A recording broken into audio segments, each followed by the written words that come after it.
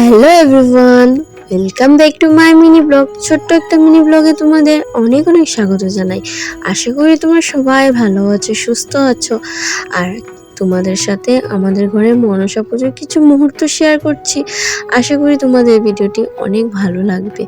তো অধিবার সেখানে তোমাদের সাথে শেয়ার করেছিলাম মনসা পুজোর আগের দিন যে বেদি বানাতে হয়, 4টা ঘট বসাতে হয়।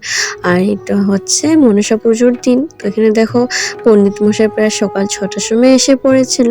আর অনেক জলদি পুজো ছিল, তো আমরা প্রায় 3:30টার সময় ঘুম থেকে উঠেছিলাম, ভোর 3:30টা। তো এখানে দেখো আমাদের ঘরে আবার পাঠা বলি হবে। তো এখানে পাঠা বলির জন্য এখানে ছাগলটাকে মালা পরিয়ে দিচ্ছিল, যা যা নিয়ম করতে হয় সেগুলো করে নিচ্ছিল। আর চাল কুমড়ো, তারপর আখ, এগুলো বলি দেওয়া হবে, তো এগুলো নিয়ম করে নিচ্ছিল। তো এদিকে যারা যারা বলি দেবে তো তারা এখানে অঞ্জলি নিয়ে নিচ্ছিল, কারণ বলি দেওয়ার আগে অঞ্জলি নিয়ে নিতে হয়। তো এখানে আমার বড় ছিল, দাদা ভাই ছিল। তো এখানে দেখো তারা অঞ্জলি নিয়ে নিচ্ছে। তারপরে যে বলি দেওয়ার জন্য এখানে ছাগলটাকে নিয়ে এসেছে, যেখানে বলি দেওয়া হবে।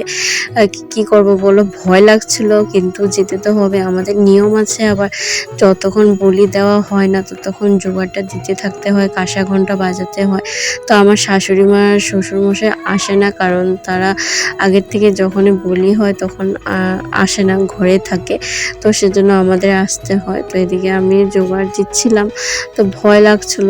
আর মনে মনে ভয়ও লাগছিল যে পুজোটা সম্পূর্ণভাবে সুন্দরভাবে হয়ে যাক। আর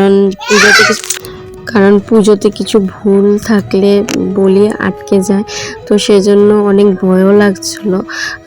তো দেখো মনসা মার কৃপায় যেন ভালোভাবে পুজোটা সম্পূর্ণ হয়ে গেল। আর বলিটা অনেক সুন্দরভাবে সম্পূর্ণ হলো। তো তারপরে এখানে চাল কুমড়ো বলি দেওয়া হবে। এখানে দেখো তারা এখন চাল কুমড়ো আর আখ বলি দেওয়া হবে। আর আখটি বলি দেওয়ার পরে টিনে ফেলে দিতে হতো, আমার বড় এখানে নিয়ম আছে, তো টিনে ফেলে দিয়েছে। আর ভিডিওটি অনেক স্পিড করে দিয়েছি, কারণ অনেক স্পিড না বাড়ালে ভিডিওটি অনেক বড় হয়ে যাবে, সেজন্য এখানে স্পিড বাড়িয়ে দিলাম। তারপর এখানে দেখো বলি হওয়ার পরে এখানে যজ্ঞ করে নিচ্ছিল পণ্ডিত মশাই। তো যজ্ঞ করার পরে আমরা সবাই অঞ্জলি নিয়ে নিয়েছিলাম, আর সেগুলো তোমাদের সাথে শেয়ার করতে পারিনি, অঞ্জলির মুহূর্তগুলো। তারপরে এখানে সবার জন্য এখানে আমি মাখা প্রসাদ বানাচ্ছিলাম। মাখা প্রসাদ কার কার ফেভারিট বলবে, আমার তো খুবই ফেভারিট। আর ভিডিওটি এতটুকু, এখনের জন্য টাটা।